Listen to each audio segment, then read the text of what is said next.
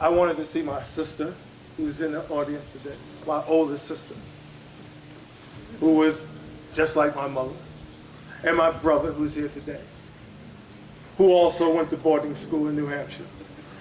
The boarding school is important in my family.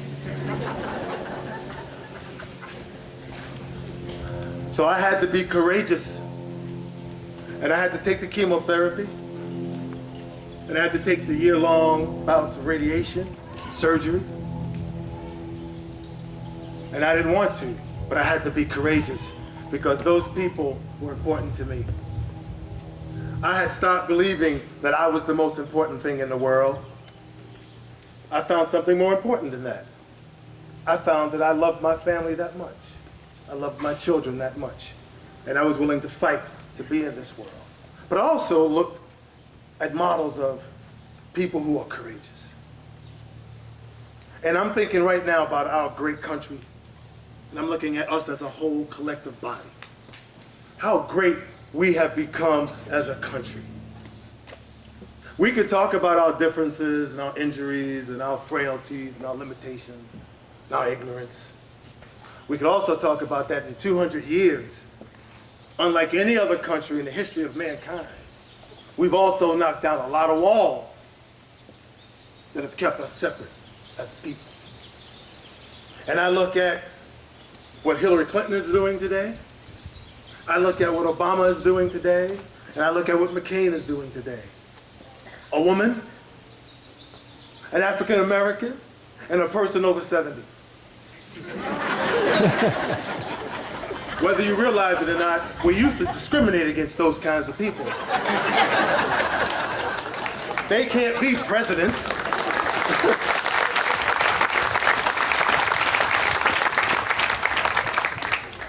You're a woman, you're hysterical, you can't be president.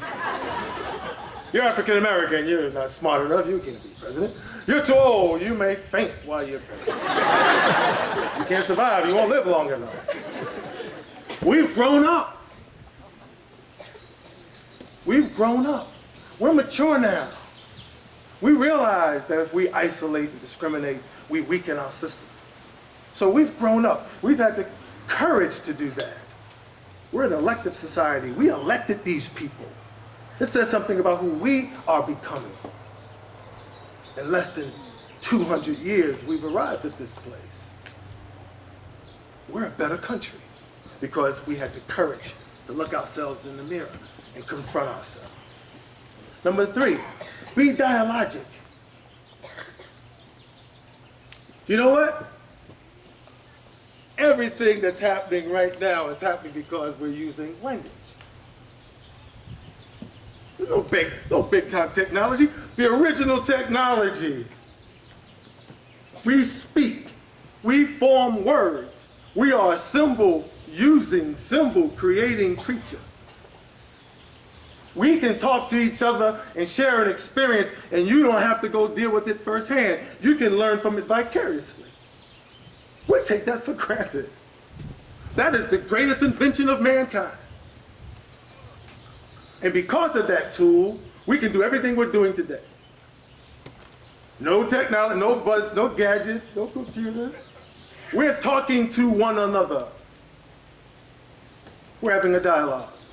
Some of it is monologic, but a lot of it is dialogic too. Because while you're not sending me a word, you're sending me your nonverbal communication. And I can feel it. So we're having a dialogue. And we want to do more of that. We need to talk to each other more. We need to argue more. Don't let yourselves lose the true definition of argument. It is an ancient art form. It is called rhetoric. Now we think rhetoric is a negative thing and a pejorative. Rhetoric is the foundation of civilization. It is how we persuade one another, how we arrive at conclusions that are both collectively true or sometimes collectively false. But we have to have a dialogue. So argue. Don't say to your friends when you go out in this world, well, I don't want to argue with you. What you're really saying is, I don't want to fight with you. And that's a good thing. Don't drop bombs on people. Don't pick up weapons and shoot people. Persuade them. Master a subject. Master the tool in dialogue. When you go to the UN, they don't go in there and throw bombs at each other. They go to talk to one another. When they have a summit, they're there to talk to one another. When you go to a courtroom, they're there to have an argument. Lawyers put together their arguments based on evidence, based on sound truth. And if you and I argue and we're friends, our effort should be to come to a collective truth. I should be better for that argument, and so should you. Number 4, be self-aware. Hey, know your core values. Because if you don't, you'll be following someone else in theirs. Know what you're interested in. Let no one dictate to you what your interests should be. Know what your needs are. Don't be preoccupied with your want. It's fleeting. The need is there always. And it's in flux. From day to day, the need changes. So know your needs. Know your concerns. And know what you're afraid of. I happen to be a big proponent of fear. I like fear, quite frankly. It protects me. I'm not foolish enough to go, I'm not afraid of the bear. I go up and pet the grizzly. I'm afraid of the bear. I'm gonna respect the bear. It's his space, I'm going over here, bear alone, okay? Respect your fear. Fear something. Don't be afraid to be afraid.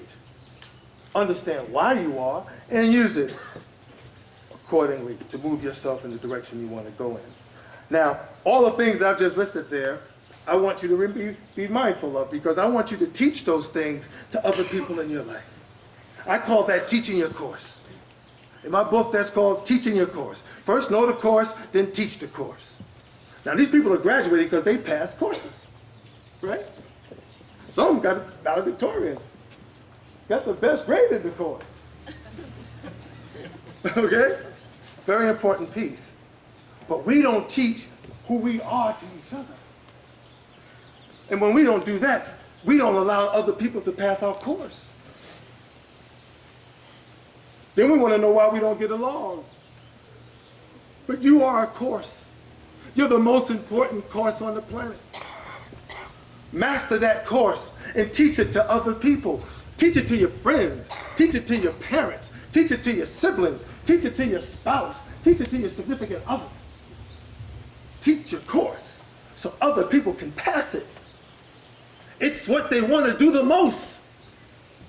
Nothing makes me more happy than when I pass my children's course. My children don't say, my father doesn't understand me. That's not allowed.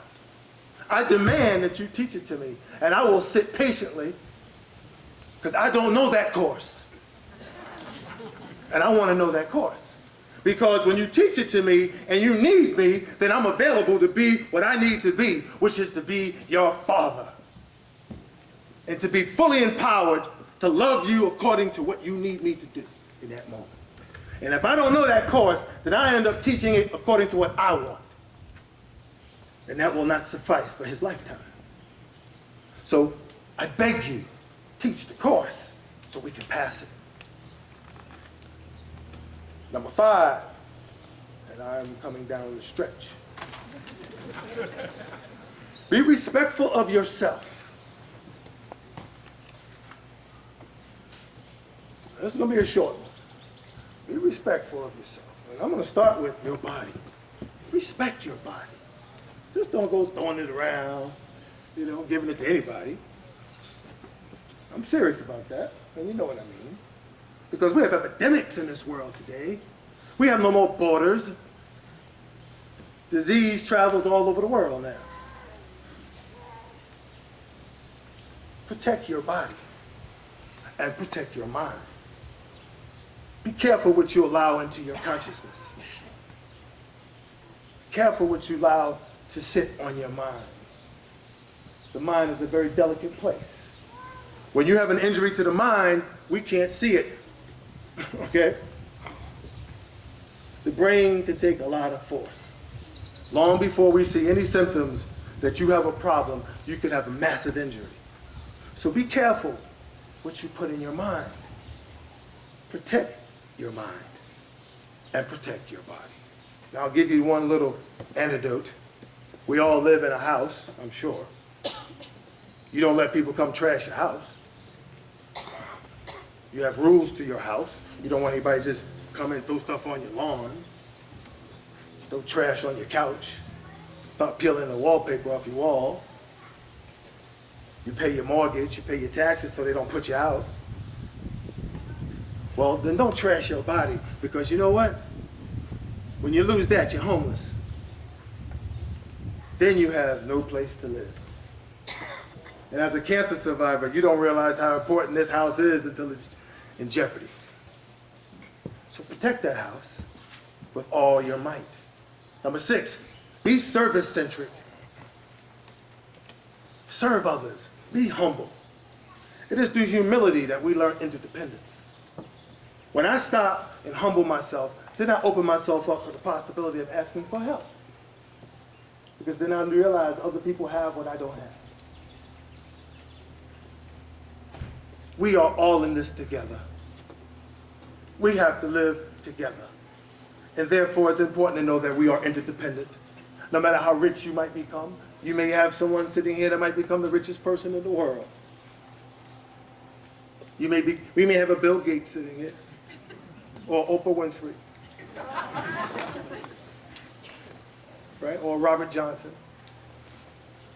But they all became rich because someone else turned on the coffee machine. Someone else turned on the fax machine. Someone else turned on the computer. And if none of those people show up, there would be no Oprah Winfrey. There would be no Bill Gates. At least they wouldn't be billionaires.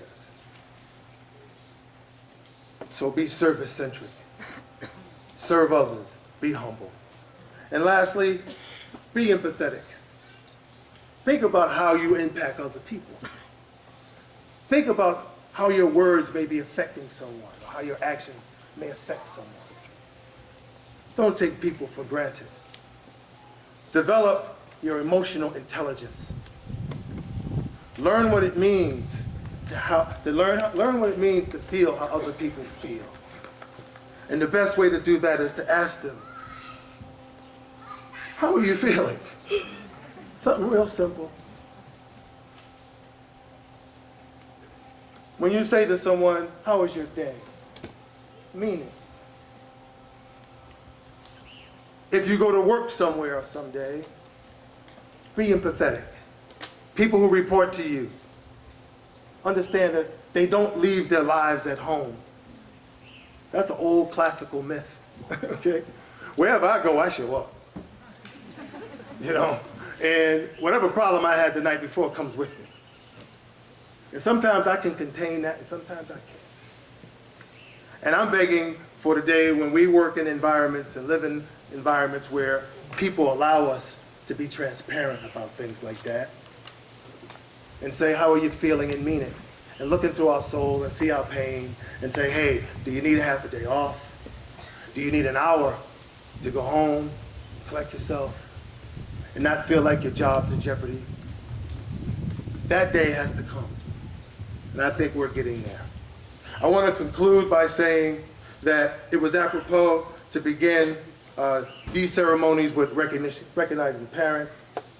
I spoke to Susie Orme on the phone in preparation for this talk today. And she told me about this class. And she said that this group had embraced their own diversity. People in this group were included. They had created their own store on campus and used the proceeds from that store to make their senior gift to the school. That they understood something about helping each other. Those are values. So it's very apropos that we recognize the parents, because the parents, again, as I opened with, embedded those values in you. Now you have a duty. You have a platform, and you have a duty to build on those values and to be honorable to those values. I want to thank you, and God bless you.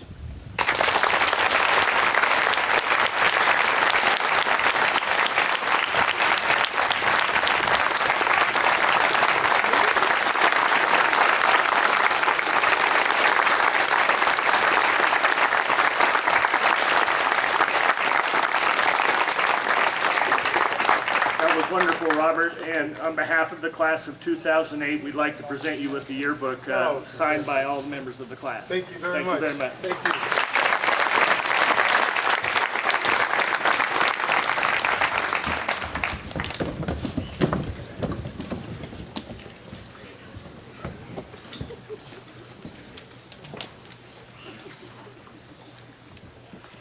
you. It is the time you have all been waiting for. We now introduce our graduating seniors and confer their diplomas. Seniors, as I call your name, please join me at the podium.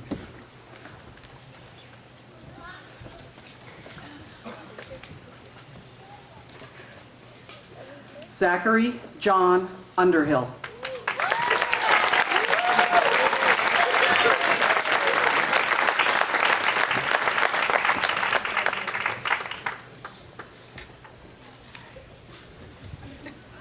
Zach joined the Orme School community at the beginning of his sophomore year from his home in Minneapolis, Minnesota.